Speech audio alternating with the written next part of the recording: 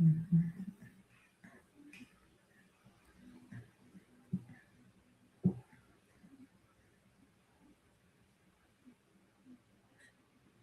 Today's conversation is for the woman who feels like, I know better. So why am I not doing better? Because let's face it, you can exactly, you can know exactly what to do with money and still not do it.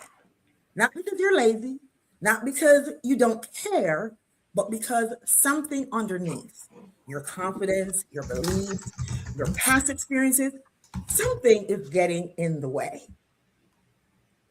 If you are new here, I am your host, Dr. Sav, personal finance educator and coach, who rebuilt my credit from the 500s to 850 and paid off 39,000 in debt after a late life divorce.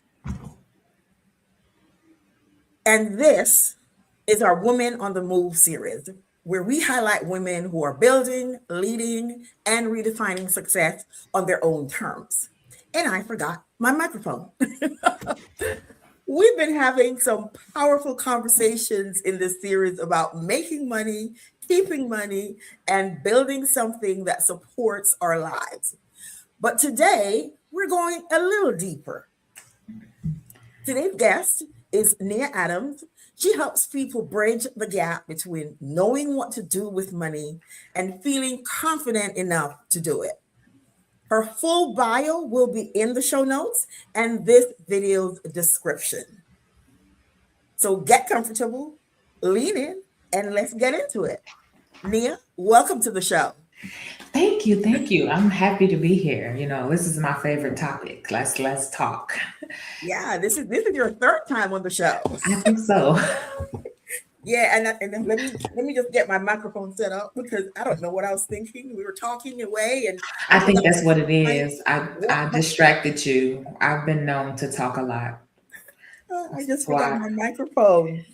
So let's jump into it, right? You call yourself the Coin Confident.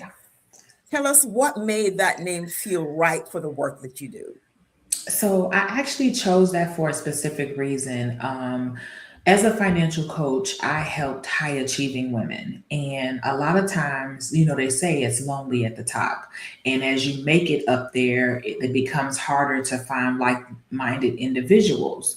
And so sometimes that's what you need. You need that money friend that you can come and tell, I went a little overboard this weekend, and know that you're not going to have any judgment. Know that they're not going to talk down about you. Everything's going to be just fine. We're not going to dwell on it. We're going to see how that affected our money and move on. So that's really the reason that made me start labeling myself that, because most of my financial coaching sessions, they started out with tears because people felt a relief in one session. They felt like the weight off their chest, like, oh wow, like, like you just treat me like, okay, like you didn't, you know what I mean? And they're like expecting that. And so that's kind of where I got that label from. Like they feel like they're just talking to a friend. Yeah, because they're expecting the judgment. They're expecting us to Exactly, say, exactly. as financial coaches, for us to say, "How could you do that? I mean, how did that happen?" Right. And And it's and like that is further from the couldn't be further from the truth. it happened Because because you were human. yeah, you're human, and we've been there, so Have we we? have no judgment for you. We've been there. Yeah. So you paid off $57,000 in debt under Exactly. 3 years. Walk us through what that journey looked like and what it taught you about the connection between confidence and money. So first, let me say that I was a trendsetter, because one of the things that I did when I was going through that journey is I cut off cable. But this was before, everybody started cutting cable and going to streaming and things like that. But that was one of my things, because I sat and I looked at where I was paying, and I'm like, okay, something got to go. What's leaving? Something got to go. So that's one of the things I did. I picked up a second job, so I was working a second job, and all the money from my second job, was the whole purpose of it was to attack debt. I don't care if it was a $5 payment. it was going towards whatever debt I was attacking, because it's not just about the fact that you pay $5. It's the interest that I'm now not going to pay on that over the life of that loan, that credit card, whatever that is. So for me, it was kind of inch by inch, little by little, essentially like small steps, big action. And it created a ripple effect. Where it helped me confidence wise with my finances is it taught me that I can do hard things. Yeah. It taught me that even though I might look at something and feel like, oh my God, like, okay, how am I going to do this? I was able to do it.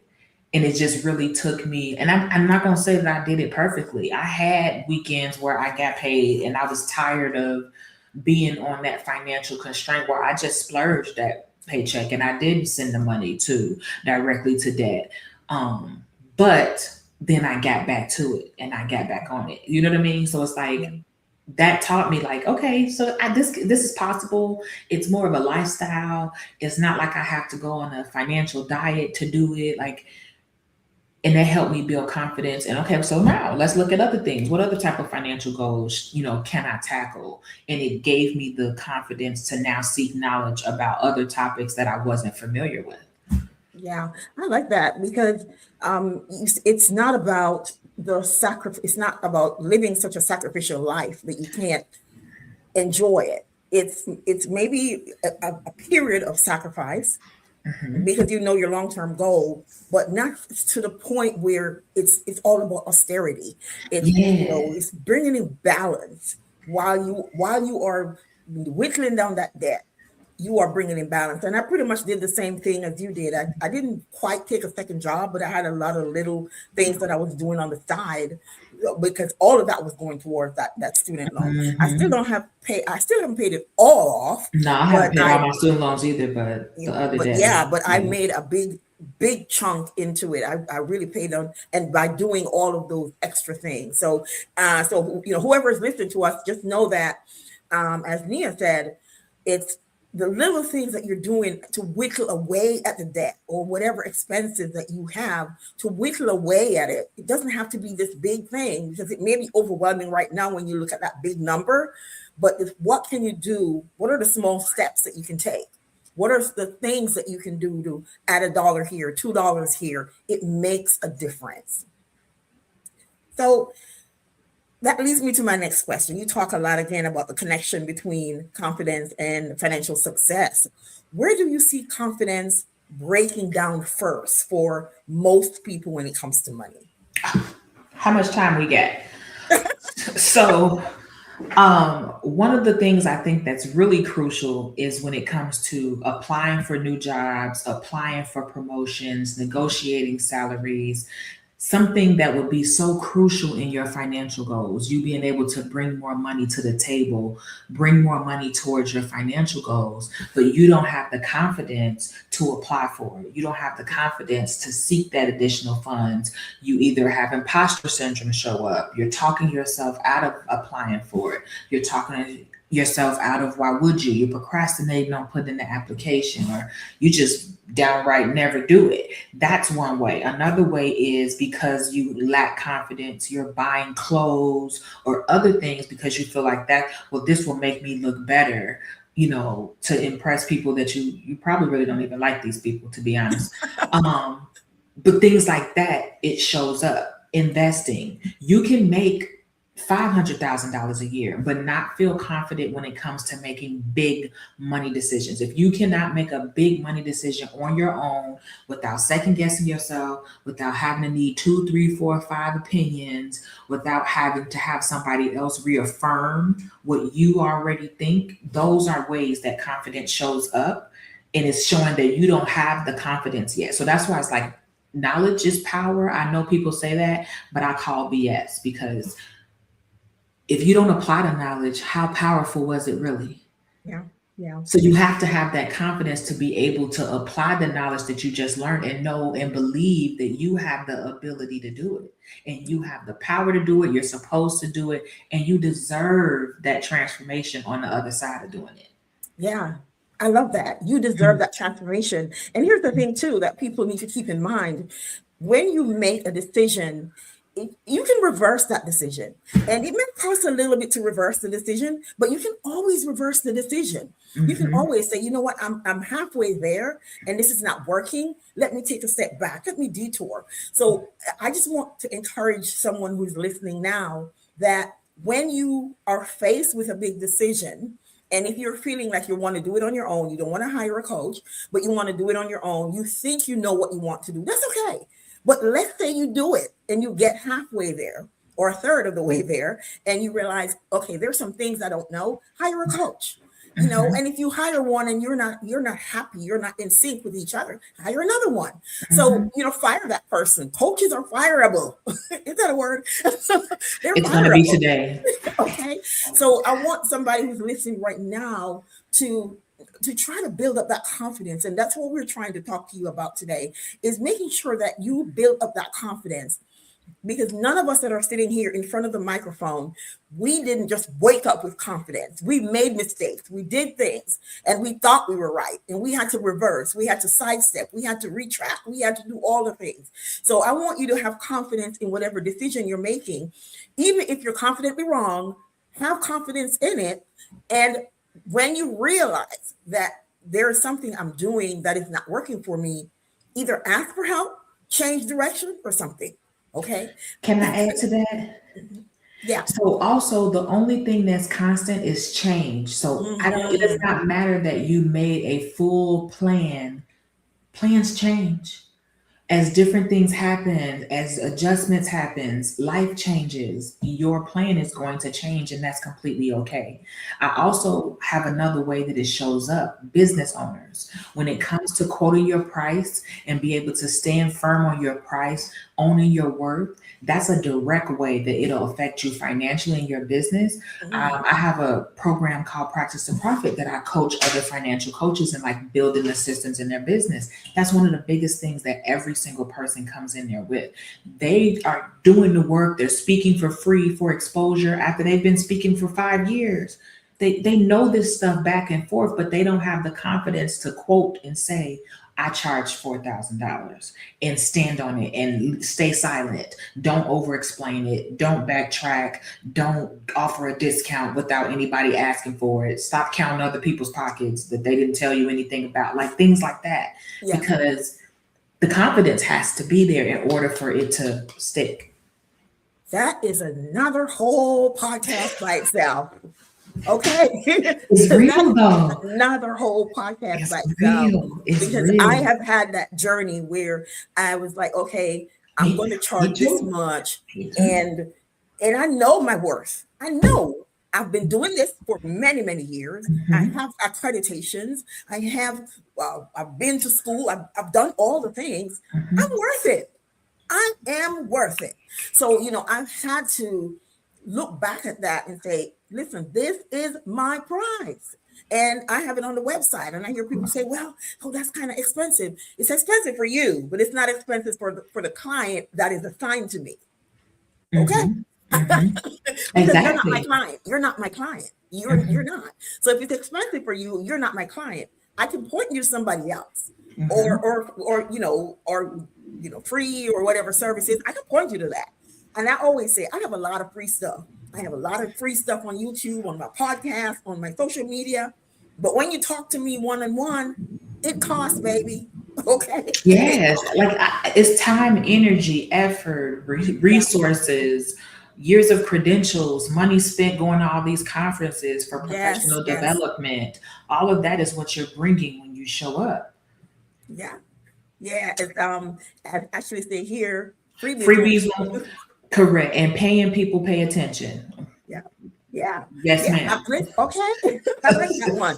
And with that, we're just going to take a quick break while I invite you to join me in my ecosystem. Hey, friends, quick pause. If you're enjoying today's episode, the best way to support the show is to share it and leave a rating on your favorite podcast platform. And you know it, 5 is our favorite number.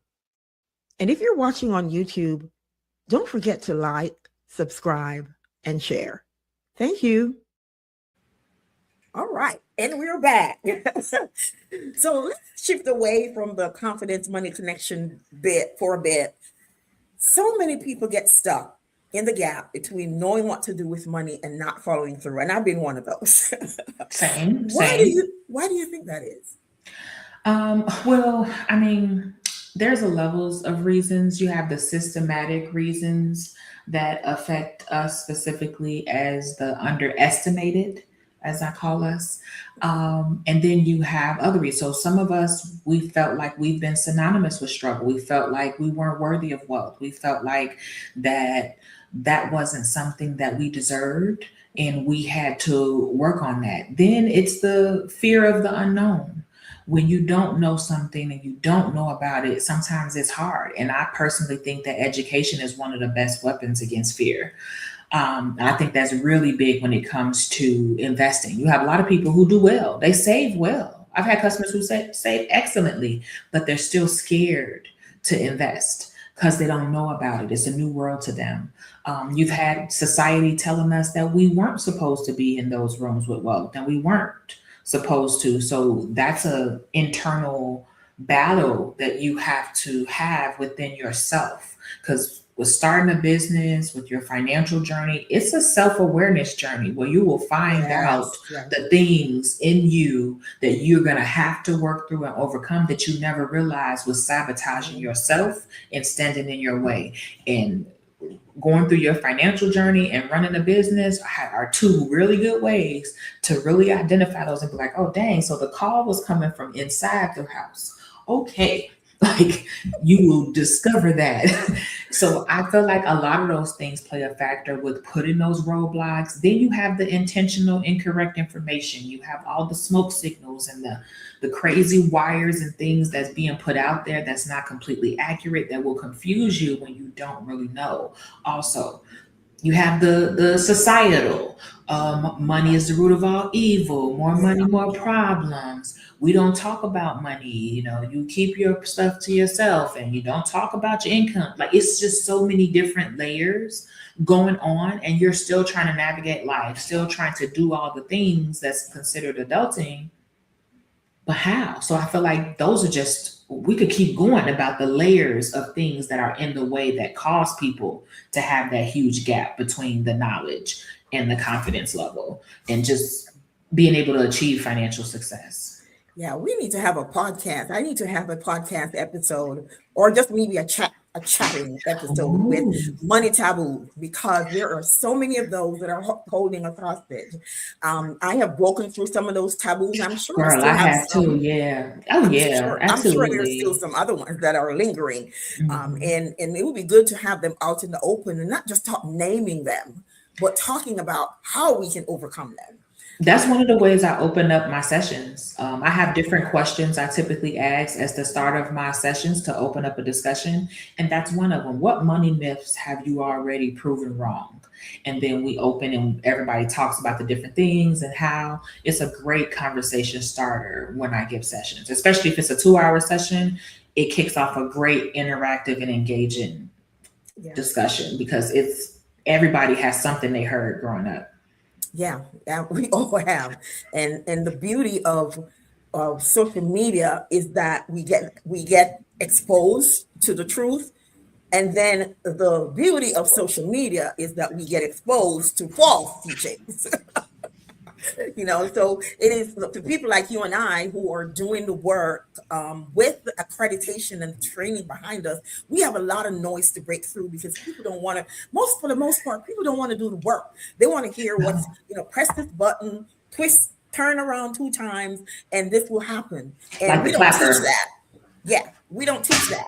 So No, the, I the don't. smooth talkers with all those, push a button here and all of that, and then a year later they're like, "Oh my God, I'm in a mess." And that's because you listen to them. And then we're here to clean up the mess. But anyway, I Right. That's digress. that's another that's another podcast too. I mean, That's a start. I We've hope you I identified. hope you I hope you writing this down. You We've creating your identified. own content. We've identified 3 podcast episodes right there. So, how do you help people move past money shame without letting them off the hook for making real change? Well, the first thing I'm always going to say, and anybody who's ever seen me on their podcast anywhere or speak will know the next 3 words I'm going to say: give yourself grace.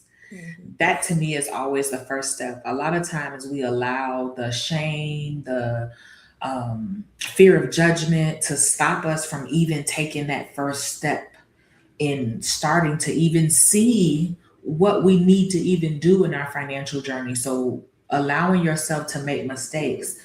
Google the wealthiest people in the world and the money mistakes they made. Because if you can Mhm. find me somebody who never made a money mistake, you got a liar, and you should run and turn the other direction. And you probably should block them too, because they full of it.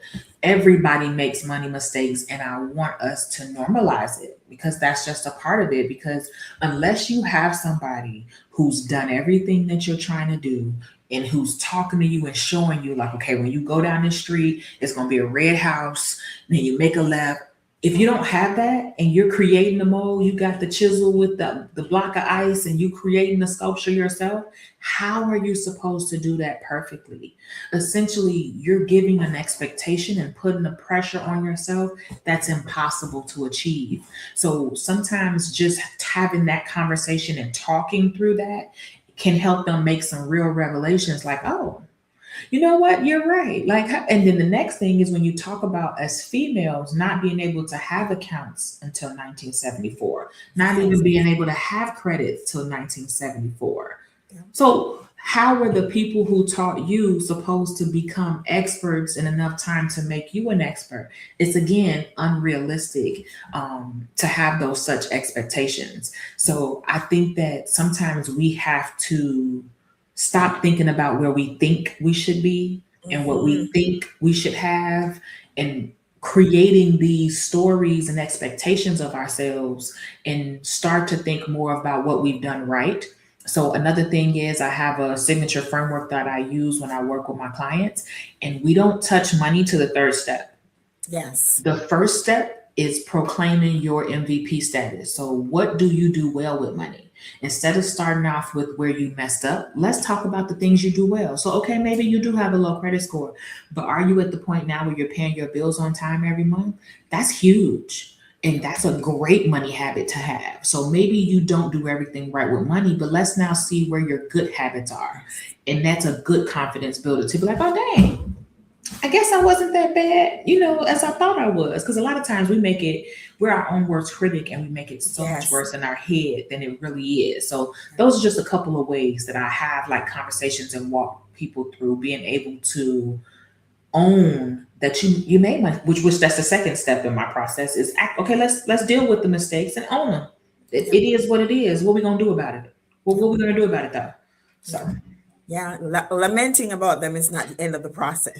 Yeah, it's like they're normal, and I wish I could tell you when we finish and your finances are looking great that you'll never make a mistake again and you never fumble again. But it would be a lie if I told you that, because you're still gonna make another mistake. I still make mistakes. Okay. That's just a Okay. part of what it looks like. It's like this.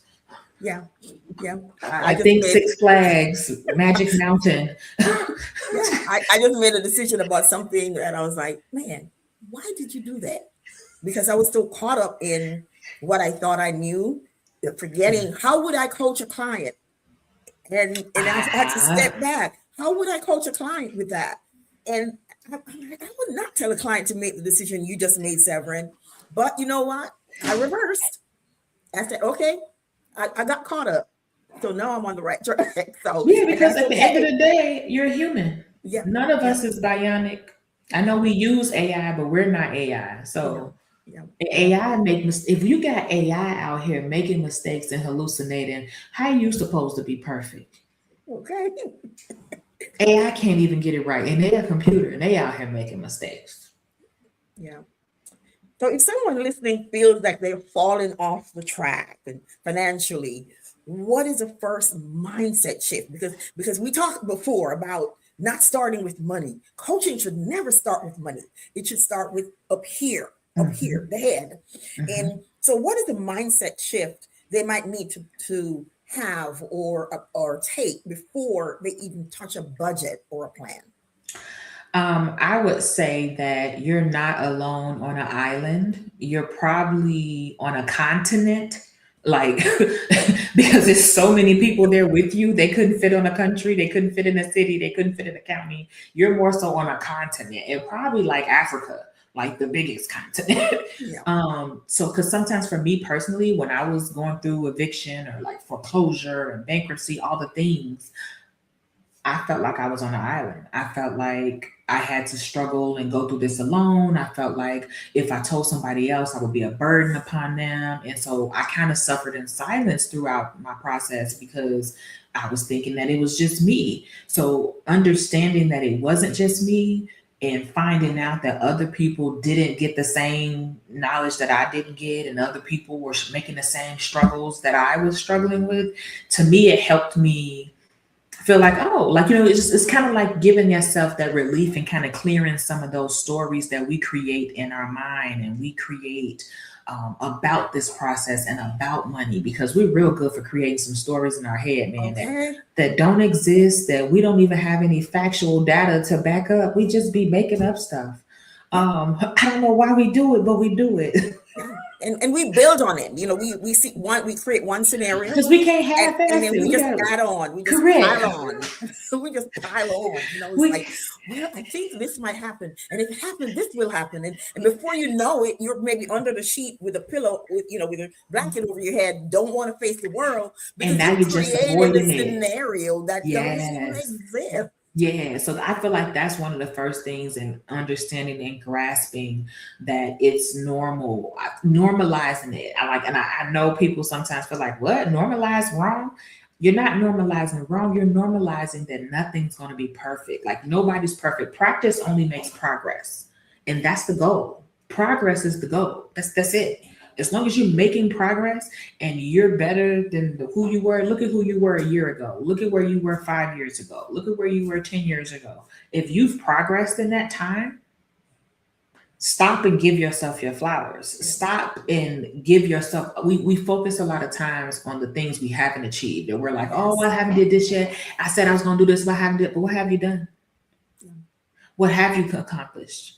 What have you not really said and thought about and looked at to say, like, oh, dang, I guess I did do that. You know what I mean?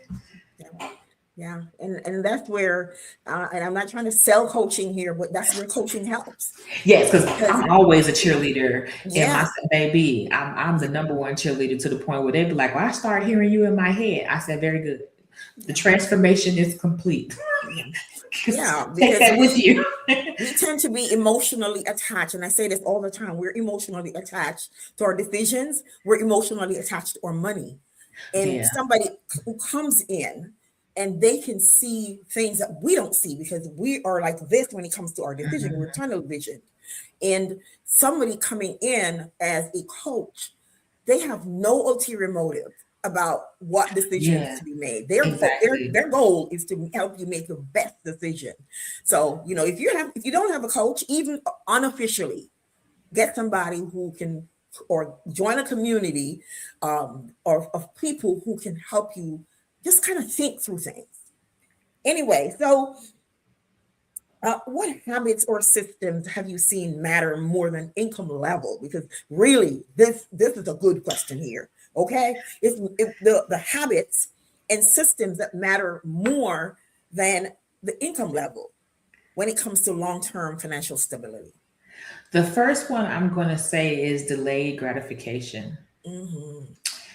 Even though we may not have grown up in the microwave society that the younger generations are, I feel like we're adapting pretty well. Yeah. I feel like, if you get a little irritated when your Amazon Prime is not there in 2 days, I feel like that you have transformed into the micro, because we know shipping was not 2 days. We could not think of something and get it in an hour like we can now. And I feel like adapting to that is the reason why people want to just push a button, or they want to just, do things like that. So I think that that's one of them, adjusting to being able to wait the time between wanting something and receiving it, and understanding that some things are going to take time. Like, so I don't know, call it a layaway state of mind. I'm not sure what you want to call it. Another one I would say is, if you have people on your timeline on social media that cause you to feel any type of envy or cause you Get them off your timeline. Yes. Stop following them. I know comparison is the thief of joy, and I could give you a couple of nice, beautiful, poetic sayings, but the reality is you're human, and sometimes you're going to see people online, and you're going to be envious of their lifestyle that you think they have. Because let's be real. Let's be real. As someone who makes content, you're not seeing half of what goes into that content. Baby, it's work. So I would say those two things are really good ways to help you kind of come off of that, and help you start building good habits. Now, if you want to get into like things to do, of course, I'm going to say saving and investing are huge. And a lot of people are like, oh, well, when do I start saving? When do I start investing? Can I do them at the same time? And you might hear people say different things, but I'm a firm believer that don't wait till you finish one thing. Because if you are paying off debt and you're focusing on paying off debt and you're not saving any money at the same time, what happens when an unexpected expense comes? Because at the end of the day, life is gonna life. Yeah. What the girl say, at the end of the day gonna end. So you know that life is going to come and it's going to bring an expense, especially when you least expect it. So you wouldn't want to derail all your hard work, because to have that happen while you're like have a real momentum in your debt repayment journey, and now you have to charge on this card that you just paid off, is very discouraging. It can shift your momentum in your entire financial journey, and it can cause you to feel like, damn, I took one step forward and 3 steps back. So it's important to save at the same time. Even if you're only saving $5, you'll be surprised how fast it follow up. So, and then lastly, because I don't want to talk too long, as you can see, I could keep going.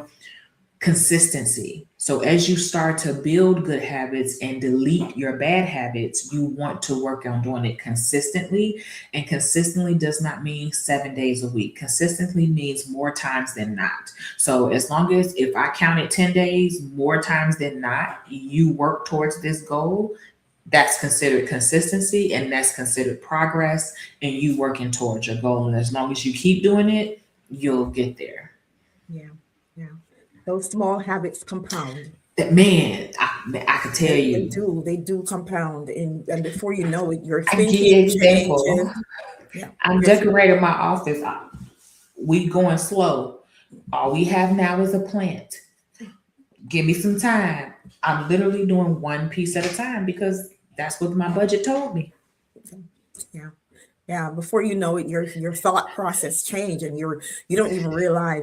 And another thing that we don't talk about often enough is the people we surround ourselves with.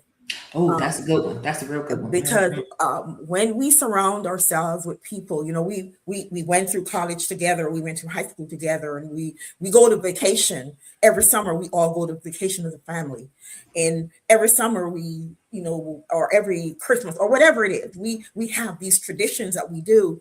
And now you're not in the same financial position, but you're continuing the traditions, and so you are putting yourself in a hole. Meanwhile, you don't know what their financial situation is.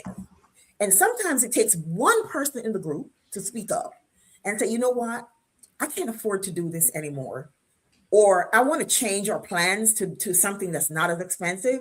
And you'll be surprised how many others in the group may be in the same position. So surround yourself with people who are amenable to listening to things like that, making changes, and not so rigid in this is what we always do. And because a lot of them are suffering, they won't tell you, but they're suffering financially.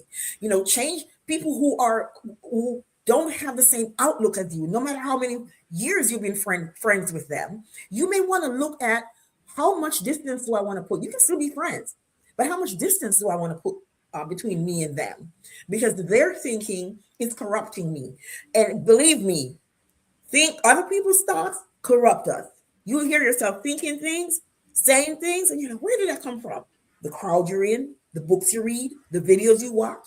So that's something, again, for us to consider is who am I, who do I have close association with? And how is this helping or hurting my growth? how is this helping or hurting my finances? So with everything that we've talked about today, just consider these things. And again, we're not trying to impose our thoughts on you. We're just wanting you to think about these things, because I have seen when changes happen, when we associate ourselves from friends, sometimes family members, okay, from them, and then we start thinking a different way. Because if you even think about the millionaires, if you are associating with someone who is a millionaire, their mindset is different. And because this is what we know. This is the level. Let's back up. This is the level that we know, okay? Because and there's nothing wrong with that. This is what I know from the experiences that I have, the teachings that I've discovered. This is what I know. And then I meet someone who thinks mega bucks. They think, they have no problem charging $100,000 for a session. They have no problem. And I'm thinking, ooh, and here I am charging 1,000. Ooh. Now, if you associate with them, you see where they're coming from. You see what their thought process is. Not necessarily you're going to charge 100,000, but now you start seeing value. You start thinking in terms of not cost of the service you're offering, but the value of the service you're providing. You start seeing things a little bit differently. And when you do that, your mind will be elevated. You will grow. I promise you that. All right. Completely agree. Completely and utterly agree. Yeah. So what do you have going on right now that we can support? Oh, what do I have going on? Yeah. No, so what I have going on is called the Thrive 360 Conference. It will be this year in Atlanta, September 26th. This is our second year, and this is a holistic viewpoint of financial wellness. So, the theme this year is thriving through every season because, as we know, a lot has been going on. Mind, body, and bank account. So, this is not a financial education conference like you've probably ever been to before. We got yoga. We'll be starting off with yoga. We'll have Zumba. We'll do a different panels. So we have financial panels, we have mental health panels, and we have Thrive panels. So those different sessions are about things to help you thrive. Side hustles. Last year we did using AI to book your travel. Things that will help you thrive. So not only telling you, oh, don't do this, don't do that. We're helping you do good things so that you can thrive financially, physically, mentally, as a whole. So I think it's amazing. It's an all-day event. It's for one day, 10 to 4. And the response we got last year, people thought that I had been booking conferences for years. And I'm like, no, this is the first one. But they left. They said they didn't feel overwhelmed when they left. It's a lot of activities and interactive things, even in the open areas, so that you can kind of get a palate cleanse. If you're not a financial person, it's hard for you to go and sit and just listen to money talk after money talk after money talk. So we want to put you in an environment that's more comfortable. We don't hold it at a hotel. It's typically a very nice venue so that you can feel comfortable to come in. And then we have other things there. I think it's an amazing event. Of course, I'm biased, but we got rave reviews from everybody who attended last year. So that's one of my big focuses that I'm working on. And then I'm a speaker and consultant. So I work with different organizations to help them elevate performance, reduce turnover by bringing interactive and engaging financial wellness solutions. So if you have an organization, a university, or community bank looking to elevate their financial wellness, definitely have them look me up or share my information. Yeah, awesome. So I was going to ask you, where can they find and stay connected with you? Is Thrive360Atlanta.com or ATL.com the best place, or do you have another place that you'd like for them to connect and stay connected with you? So to stay connected to me here on YouTube, Money Perspectives, as well as Instagram, Facebook, on LinkedIn, it'll be Nia Adams. So typically I'm pretty active. My DMs, I'm pretty much on, as a business owner, I'm on most channels, but that's where you will find me at. Or, I'm my website, niaadams.com, first name, last name.com. So that's the best places to find me. All righty. Well, Nia, thank you so much for joining us today. And let me see, there are no more comments here. So I would just like to thank everyone who attended through all of the series this past month. My tongue has been tied up all day. So what I want to say is what we talked about today doesn't always get said out loud. It doesn't. No, it And doesn't. it's not just about knowing what to do with money. It's about feeling confident enough to act on the knowledge that we've gained.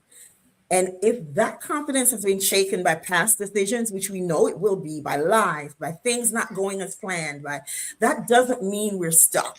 It just means there's another layer that we need to address. So Nia, thank you for creating a space where people can have these kinds of conversations without judgment, and for reminding us that progress is still available no matter where we're starting from. Absolutely. Not a And Savvy problem. Squad, don't just sit with what resonated today. Take one small step, one Mhm. shift, one Yeah. decision that moves you forward. So until next time, take care of yourself and your money. And this is the end of the recorded podcast, but I have a gift, a surprise for those of you who supported us all through all 5 of these sessions. And I have 4 names that you supported us. And I have a $20 gift card that I want to give to you for those of you who supported us. And I'm going to share my screen and do the giveaway. I'm going to have to edit this video and put it back on YouTube and edit all the stuff. But but I want to really thank you guys for supporting this series and supporting the awesome women who appeared throughout the series. And we're going to have more things like this. We're going to have a series on helping veterans. We're going to have a series on small business owners. We're going to have several series, and because we want people to get the help that we need. And my goal is to reach 1 million people in the next 5 years with personal Ooh, I finance like and to it. make a difference in people's lives. So I want to be able to do that. So let me pull up my little wheel and share the screen. Drum roll. Let me figure out what to do. Okay. Okay, I'll wait. I'll hold the drum roll. I'm in position. Oh my word! I'm having share. There it is. Share screen. Share screen. So you can see. You guys can see the wheel of names, and I pull it up, and you tell me if you see it. All right. Can you see it? Oh, it's coming up now. Yes, we can see it. Okay, drum roll. Okay. So the 4 people who attended. Well, there are more people who attended, but they never put any comments in the chat. So I don't know who you are, but these 4 attended at least 3 of the sessions that we had, and not only did they attend, they really posted encouraging words in the chat. So Betty, Dr. Ninja Turtle, Daryl, Beverly, and Nicola, I want to spin this wheel, and let's see who wins the gift card.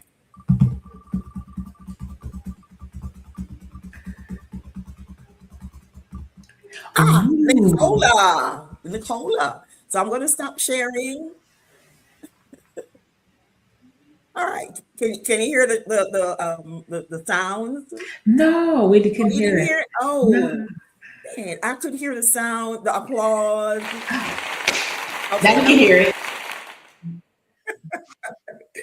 Okay, so Nicola, I will get in touch with you and share and send you that gift card. So again, thank you so much. And again, I'm definitely going to have to edit this video. The people who are the replayers, they don't want to hear all this stuff. So I'm going to have to pull it down from all the places that I posted it and edit it and upload it again. Let's see. Oh, congrats, Nicola. All right. So guys, I'm not sure what's going to happen next Sunday. We've been doing these every Sunday at 6 p.m. But I'll continue with some live streams. I don't know if next Sunday we're going to do it. I'm really revamping the way I do these things because I want to focus. For a lot of these topics, we've just been talking in general about personal finance, but I want to focus on different things. I want to focus on maybe having a session on Here are some things that you can do now that the economy is the way it is. What are some we can do to save money? And then we want to talk through that, and we want to have discussions. I want to talk about things like student loans, and the landscape is changing like quicksand. What are some things? And I can bring experts in, because I'm not an expert on student loans, except I have some. So I want to bring some guests in who can talk to that. So if you have any ideas of things that you want us to focus on, because this going forward, we want to have one problem, one solution. That's what we want to focus on the channel going forward. Which one problem and one solution. What is that problem? What are the solutions? And when I say one solution, of course, it's multiple. But what is that one problem that we have, and what is the solution that we can provide for that problem? So thank you again, everyone, for your support of the Dr. Steph Talks Money podcast and YouTube. If you haven't already, please like the video.